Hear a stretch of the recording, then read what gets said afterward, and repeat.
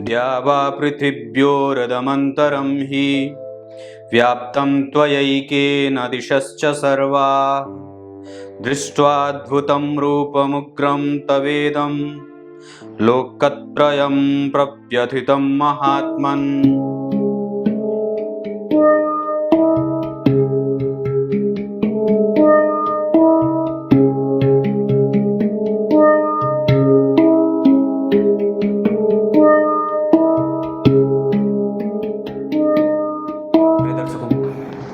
नमस्कार, एक बार फिर से उपस्थित हूं आप सबके सामने सोमवार के बाद मंगलवार के कार्यक्रम में। राहु से संबंधित एक छोटा सा कार्यक्रम लेकर के आया हूं क्योंकि बिजली नहीं है। सोचा आप लोगों को एक अच्छी बात बता देता हूं राहु के बारे में। राहु अगर जन्म कुंडली में चाहे किसी भी लग्न की कुंडली हो, कहीं मत जाइएगा, अभी कार्यक्रम के गीता जी के श्लोक का अर्थ बताना है और अंतिम तक देख के जाइए। इसी कार्यक्रम का मैंने यूट्यूब पे शॉर्ट्स भी बनाए हैं, तो वहां भी जाकर के उसे देख लीजिएगा कि थ्रोली मैंने क्या बात बोली है। मतलब उसको क्या बोलते हैं अंग्रेजी में, ऐसे बोलते हैं ना कुछ, देख लीजिए। यहाँ पे अगर किसी भी द्वारा किसी भी लग्न की कुंडली बनती हो, अगर राहु की स्थिति लग्न से तीसरे, राहु की स्थिति लग्न से छठवें और राहु की स्थिति लग्न से एकादशवें भाव में बनती हो और उस पर कहीं से भी शुभ ग्रह की दृष्टि हो, यानी कि गुरु देखते हो या तो शुक्र देख लेते हो या तो चंद्रमा देख लेते हो या तो बुध देख लेते हो, ऐसी अवस्था में आपकी कुंडली में चंद्रमा चाहे कितने भी खराब बैठे हों, आपकी कुंडली में गुरु चाहे कितने भी अस्त हों, कमजोर हों, अगर खाली देख भी लेते हों तो भी राहु के अंदर इतनी क्षमता आ जाती है, इतना उनको बल मिल जाता है कि वो आपकी कुंडली में उपस्थित कितने ही नहीं असंख्य प्रकार के अरिष्ट को भंग करने की ताकत उनमें आ जाती है। हाँ, मतलब राहु को कहाँ देखना है? तीसरे में पराक्रमी, हठी, जिद्दी और मेहनत करने वाला, मेहनत कश इंसान बना देते हैं। छठवें भाव में दुश्मनों पे और आपके शत्रुओं पे भारी भरकम जो है वो अपना प्रभाव डालने वाला बना देते हैं। वहीं एकादशवें भाव में किसी भी तरीके से व्यक्ति जो है वो कुछ न कुछ अपना प्राप्त करके निकाल ही लेता है, चाहे वो कितनी भी विकट स्थिति में अपने आप को क्यों न रखने वाला हो।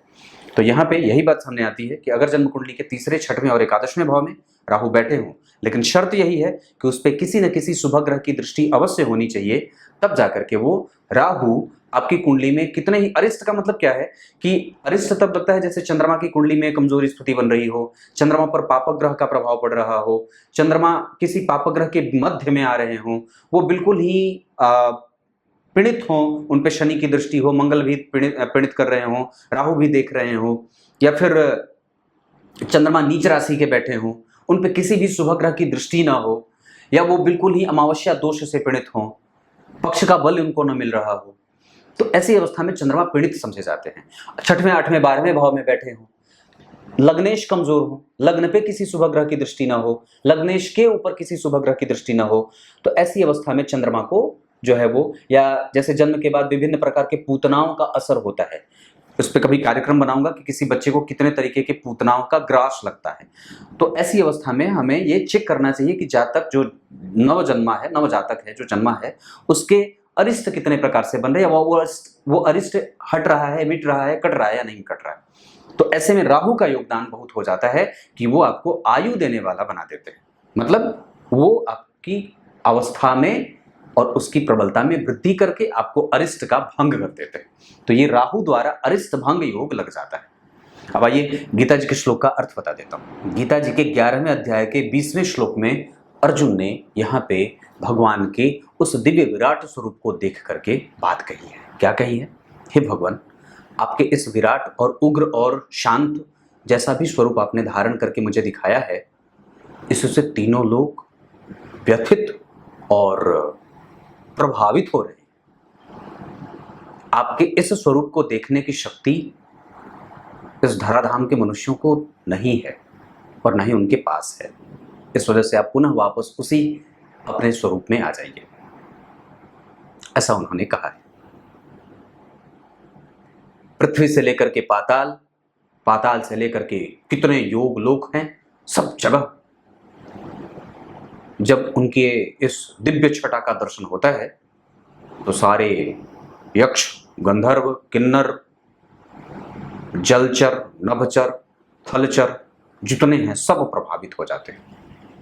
हालांकि वो सिर्फ प्रभावित होते हैं, दर्शन तो सिर्फ कुछ लोगों को ही होता है। कुछ इसी तरीके से आज के कार्यक्रम का समापन करते हैं।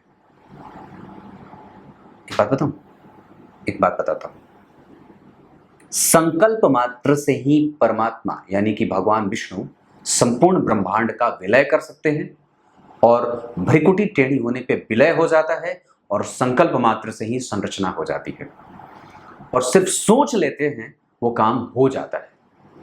आप सोचते हैं वो नहीं होता, वो सोच लिए और काम हो गया। सोच लिया नारद जी आ गए, सोच लिया शक्ति प्रकट हो गई, सोच लिए तो छींक आ गई तो वाराह बन गए, सोच लिया तो ये बन गया, सोच लिया तो वो बन गया।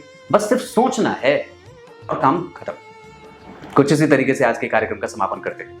तब तक के लिए इजाजत दीजिए, कल एक बार फिर से उपस्थित होंगे आप सबके सामने। अब बिजली आ गई, तब तक के लिए बहुत बहुत नमस्कार।